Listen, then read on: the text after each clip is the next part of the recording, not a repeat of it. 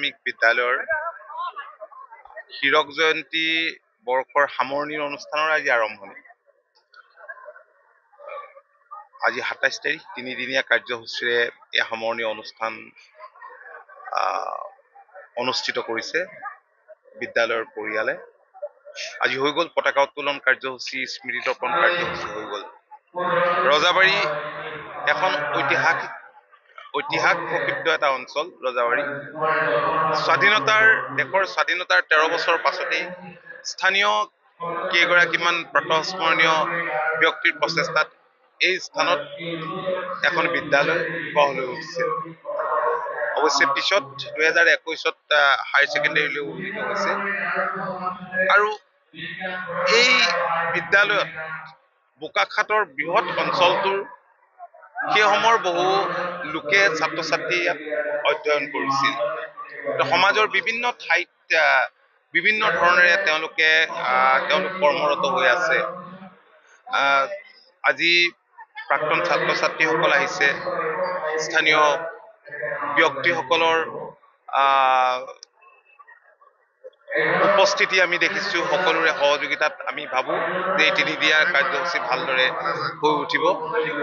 সেই সময়তেই আজি ধৰক স্বাধীনতাৰ ১৩ বছৰ পাছতেই যিসকল ব্যক্তিয়ে এই অঞ্চলত এখন শিক্ষানুষ্ঠান গঢ়াৰ পৰিকল্পনা কৰি গঢ়ি তুলিছিল, সেইসকলক আজি আমি সকলোৱে শ্ৰদ্ধাৰে শুনিছো।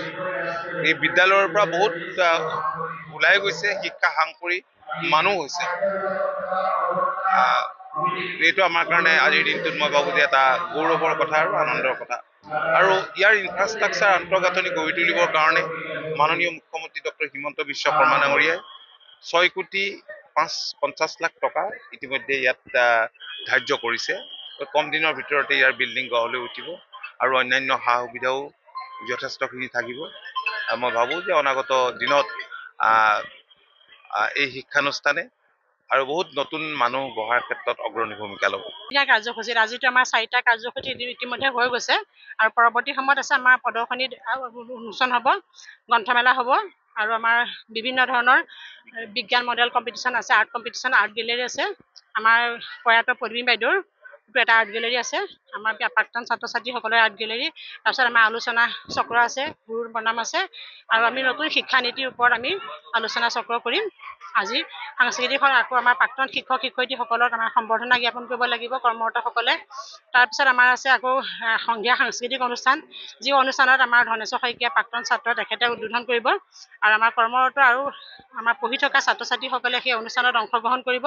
আৰু অহা কালিলৈ আমাৰ আছে আজি স্মৃতি গ্ৰন্থ উন্মোচন হ'ব আৰু সেই স্মৃতি গ্ৰন্থখনৰ নামটো আমি ৰাখিছোঁ চানমাৰি। আগতে মই কৈছোঁ এই চানমাৰিখন উন্মোচন কৰিব আমাৰ গোলাঘাটৰ বিশিষ্ট ডাক্তৰ তথা বিশিষ্ট সমাজকৰ্মী ডাক্তৰ অজিত বৰুৱাদেৱে। তেখেত আমাৰ মাজত আহি কিছু সময়ৰ পিছত উপস্থিত হ'বহি আৰু মুকুল ফুকন ডায়েটৰ সহযোগী অধ্যাপক তেখেত আহিব আমাৰ আলোচক হিচাপে নতুন শিক্ষানীতিৰ ওপৰত। আজি কাৰ্যসূচী ইমানেই আছে আৰু কালিলৈ আছে গোটেই মনলৈ উভতি আহে ল'ৰালি গোটেই দিনটো আমাৰ প্ৰাক্তন ছাত্ৰ ছাত্ৰীসকলক দিনে ৰাতিয়ে দিয়া আছে। ৰাতিলৈ প্ৰাক্তন ছাত্ৰ ছাত্ৰীৰ যোগেদি ভাওনা প্ৰদৰ্শন হ'ব আৰু তাৰ পিছদিনাখন আমাৰ আছে মুকলি সভা আৰু মুকলি সভাত সেইখিনি থকাৰ পিছত আমাৰ নহয় সাংস্কৃতিক অনুষ্ঠান আমাৰ কালিলৈ হ'ব আৰু পৰহিলৈ আমাৰ শোভাযাত্ৰা আছে আৰু সেই শোভাযাত্ৰাত আমাৰ বিভিন্ন ধৰণৰ জাতি জনগোষ্ঠীৰ ওপৰত ভিত্তি কৰি সাংস্কৃতিকৰ প্ৰস্তুতি চলাইছে শোভাযাত্ৰাৰ। আৰু তাৰ লগত আমাৰ আছে মুকলি সভা আটাইতকৈ আকৰ্ষণীয়, কিন্তু আমাৰ যতদূৰ সম্ভৱ মুখ্যমন্ত্ৰী আমাৰ মাজত উপস্থিত নাথাকিব পাৰে, কিন্তু আমাৰ সভাপতি থাকিবই, আমাৰ MP মহোদয় আমাৰ মাজত থাকিব অহা পৰহিলৈ, তেখেতে আমাক দিলে, কেশৱ মহন্ত ডাঙৰীয়া আমাৰ মাজত থাকিব। তাৰপিছত আমাৰ গোটেই সেইদিনাখন আমাৰ বোকাখাটৰ স্থানীয় কিছু শিল্পী আছে, সেই শিল্পীসকল লগতে আমাৰ বিদ্যালয়ৰ প্ৰাক্তন ছাত্ৰ ছাত্ৰীসকলৰ যোগেদি আমাৰ বিভিন্ন ধৰণৰ সাংস্কৃতিক অনুষ্ঠান আমাৰ চলিব। তাৰ মাজত হয়তো অমৰ সমাই কৈ আছে এখন নাটক কৰাৰ কথা, ৪৫ মিনিট নাটক এখন হয়তো হ'বলগীয়া হয়গৈ। গতিকে আপোনালোকৰ যোগেদি যিসকল আমাৰ প্ৰাক্তন ছাত্ৰ ছাত্ৰীয়ে সদ্য পৰিমিত খবৰ নোপোৱাকৈ যদি আছে, আপোনালোকৰ চেনেলৰ যোগেদি মই তেখেতসকলক আহ্বান জনাইছোঁ যাতে পৰৱৰ্তী যি 2টা দিন আছে সেই 2টা দিনত যাতে তেখেতসকলে আমাৰ লগত সহায় সহযোগিতা কৰে। আৰু এই অনুষ্ঠানটো আগভাগ কৰি লোৱাৰ ক্ষেত্ৰত আমাৰ অভিভাৱকসকল, আমাৰ স্থানীয় ৰাইজ, ছাত্ৰ ছাত্ৰীসকল, প্ৰাক্তন ছাত্ৰ ছাত্ৰী, প্ৰাক্তন শিক্ষক শিক্ষয়িত্ৰীসকল সকলোৱে কিন্তু আমাক পূৰ্ণ সহযোগিতা আগবঢ়াইছে। খুব সুখী হৈছোঁ তেওঁলোকৰ আমাৰ লগত যিটো সহযোগিতা, সেই সহযোগিতাত আমাক বহুতখিনি প্ৰেৰণা যোগাইছে আৰু সেইকাৰণে আমি অনুষ্ঠানটো আগবাঢ়িবলৈ সৎ সাহস কৰিব পাৰিছোঁ বুলি মই ভাবিছোঁ।